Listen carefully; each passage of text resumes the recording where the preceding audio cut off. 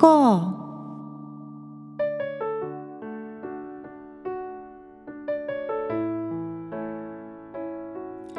皆さんこんにちは。안녕하세요。風花です。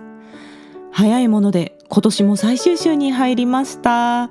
今年最後のトーク会ということで、今回はこの番組の1年目を振り返ってのまとめのトーク会でございます。まず前半はリスナーさんからメッセージをいただいておりますので紹介します。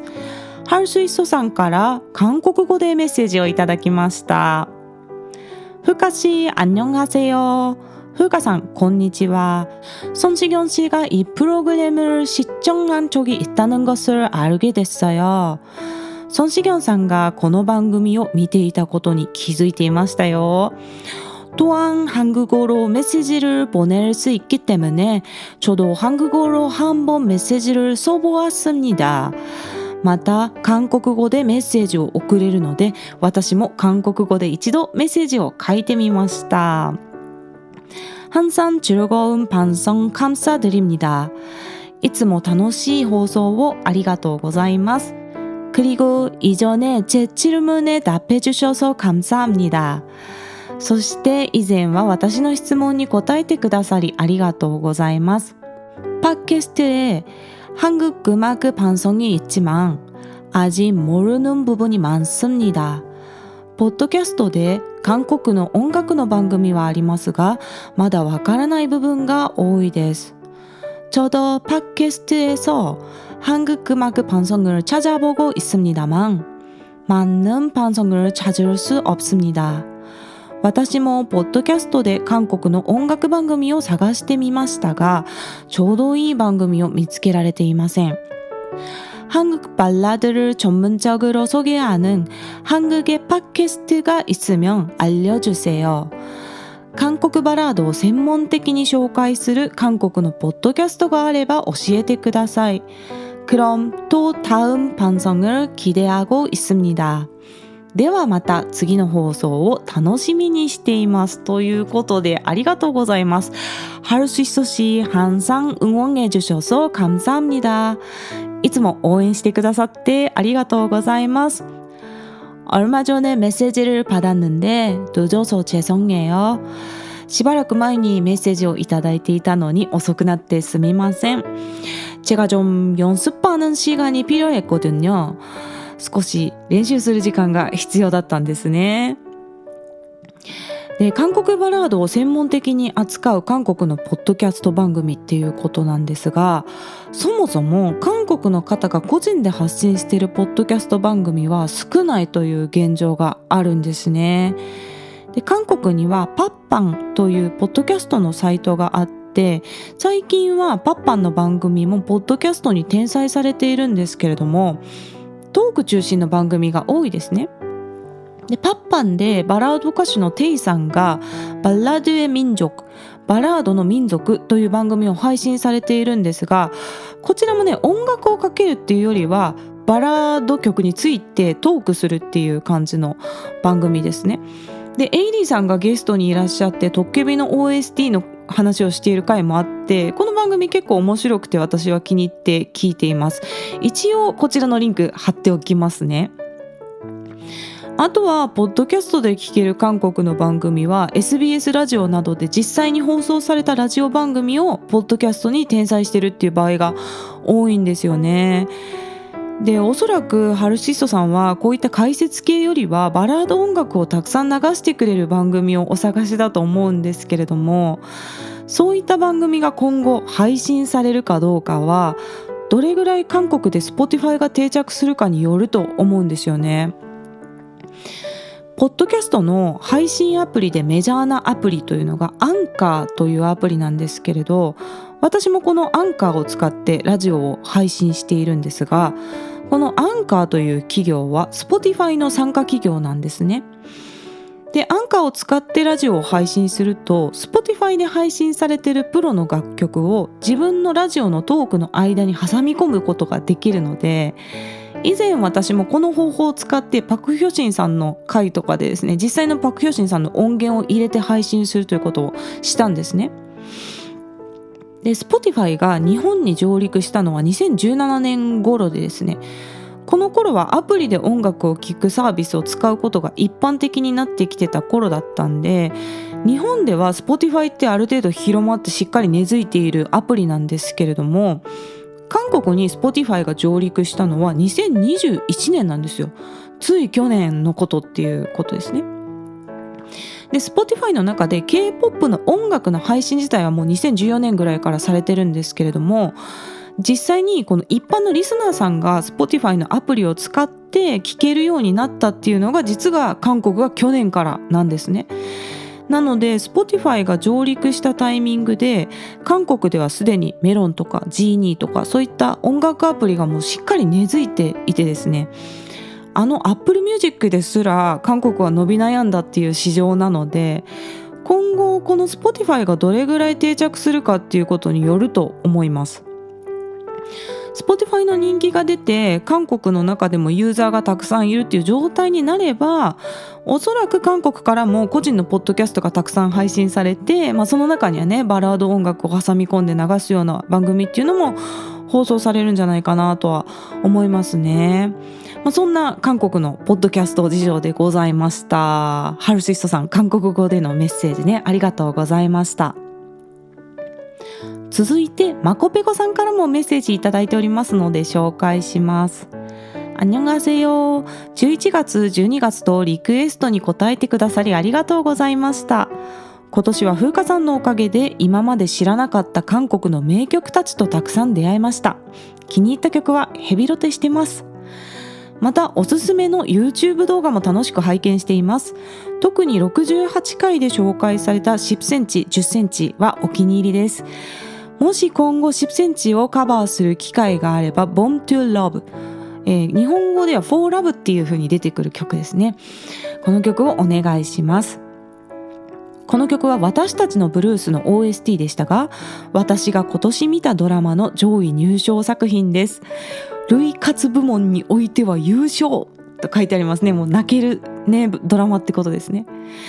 寒くなってきましたが、体調に気をつけてまた来年も楽しい放送を期待しております。ではでは、ということで嬉しいメッセージをありがとうございます。この番組でお気に入りの曲と出会っていただけるっていうのはとても嬉しいですね。また動画も見ていただいているということでありがとうございます。10センチいいですよね。ここ数年はドラマの OST の常連アーティストさんでもありますよね。で、来年1月2月はバラード曲をカバーする感じでいこうと思ってたんですけれども、3月はねちょっと春の歌を歌いたいなと思ってたところなんで、この10センチのね Born to Love、 ボンって春っていう意味ですからね、これ春の歌にまさにぴったりですよね。で、ちょうどハルシストさんからいただいているリクエストのトイのチョンサランという曲も春に似合いそうな曲なので、これ3月にリクエスト企画っていう感じでまたやりましょうかね。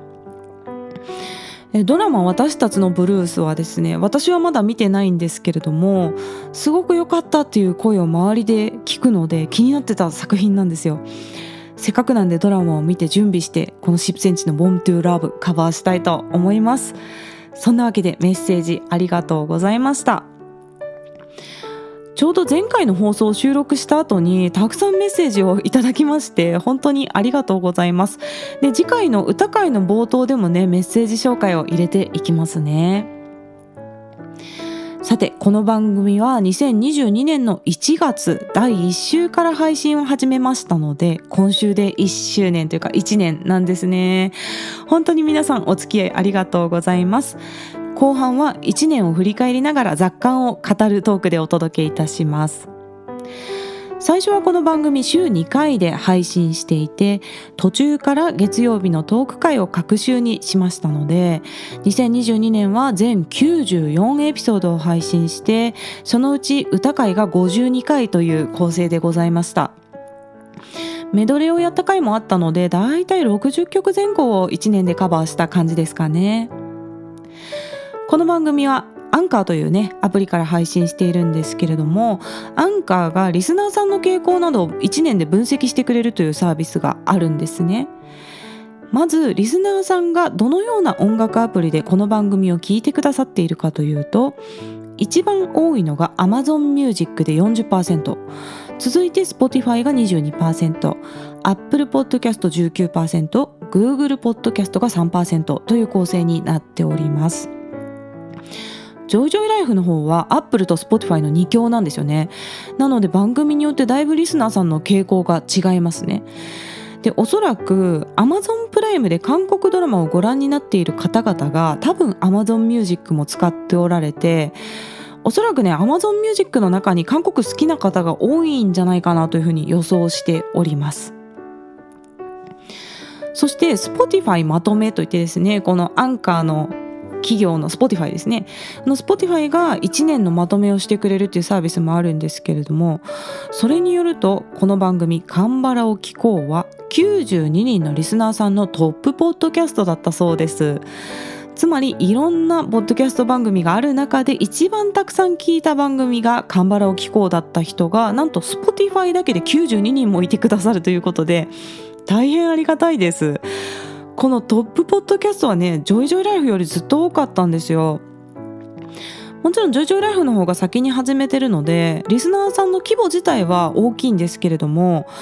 すごく聞き込んでくださるリスナーさんがカンバラの方が多いっていうような結果でしたね。そしてリスナーさんのリスニングタイプは一途なマニアタイプだそうでですね、あなたのリスナーはひとたびファンになれば一途です。最新リリースは欠かさずチェックし、お気に入りのエピソードはリピートして聞きますというね、解析結果をいただいてですね、もうこれまさにね、類は友を呼ぶ状態で笑ってしまいました。私も大概マニアックな人間なんでですね、こうマニアの輪ができている感じで嬉しい結果でしたね。そして YouTube の方は収録時点で250人くらいの登録者の方がいらっしゃいます。YouTube の世界はもう何万人とかね、登録者がいる方もたくさんいらっしゃるので、まだまだなんですけれども、こちらは海外の方に見ていただけて、海外のカンバラ好きの方とつながれるのが楽しいですね。YouTube で最初に伸びた動画がキンボムスさんの会いたいポゴシプタという曲の歌ってみた動画だったんですが、これがなんと最初にね、南米で伸びたんですよ。で、今は日本の次に韓国の視聴者さんが多いんですけれども、始めた頃はペルーとボリビアの視聴者さんが一番多いっていう時期があって、でスペイン語で私も韓国バラードが大好きですってコメントを書いてくださる方もいらっしゃってですね、でそれで私はスペイン語全然わからないんですけど、今もねラジオ動画にスペイン語の字幕を設定しているんですね。本当に Google 翻訳ありがたいですよね。Google 先生のおかげで地球の反対側のリスナーさんともつながれるということで、これが本当に YouTube の面白さだと思いますね。あとはやはりソン・シギョンさんご本人にラジオ動画を見ていただけたことですよね。多分ね、ポッドキャストだけで配信していったのではご本人まで届かなかったと思うので、こんなミラクルが起こるのもね YouTube ドリームだなと思っております。もちろん番組がもっともっと広がっていってくれたらそれはそれで嬉しいんですけれども、私は今の規模感もすごくいいなと思っていて、リスナーさんと一緒に番組を作っている感じがあってとても楽しいですね。もともと私が実生活の中でなかなかカンバラが好きっていう人に出会えなくて、でも YouTube などで韓国バラードの日本語字幕がついているような動画を見ると結構ね何十万回とか再生されてるんですよね。また韓国の曲の歌詞を紹介するサイトとかもたくさんあるので、おそらく日本にもカンバラが好きな人は一定数いるんだろうと想像していたんですよね。自分と同じようにカンバラの魅力を語りたいけれども周りにはなかなかいないっていう方が集まったり立ち寄れるような場所を作りたいと思ったのがこの番組を始めたきっかけでしたので、リスナーさんとコミュニケーションを取りやすい今の規模っていうのを大事に楽しんでいきたいと思っております。個人的に2022年はこれまでの人生で一番幸せな1年でしたね。やりたい音楽ができて、やりたい勉強ができて、自分のためにたくさん時間を使うことができて、そうやって生きられるっていうこと自体が非常にありがたくて幸せなことでした。一方で歌やミキシング、それから音楽方面はね、もっと実力を伸ばしていきたいですね。来年2023年は日本での韓流20周年と言われているんですよ。冬のソナタの上陸が2003年だったので、それからちょうど20年という区切りの年なんですね。なのでそんな流れに乗ってこの韓国バラード界隈も盛り上げていけたらと思っております。そんなわけで今回は番組を始めて1年間の雑感など語ってまいりました。また概要欄の質問箱からメッセージや質問、リクエストなどぜひ気軽に送ってください。日本語でも韓国語でも大丈夫です。 YouTube の方もよろしくお願いします。ではまた次の放送でお会いしましょう。さようなら。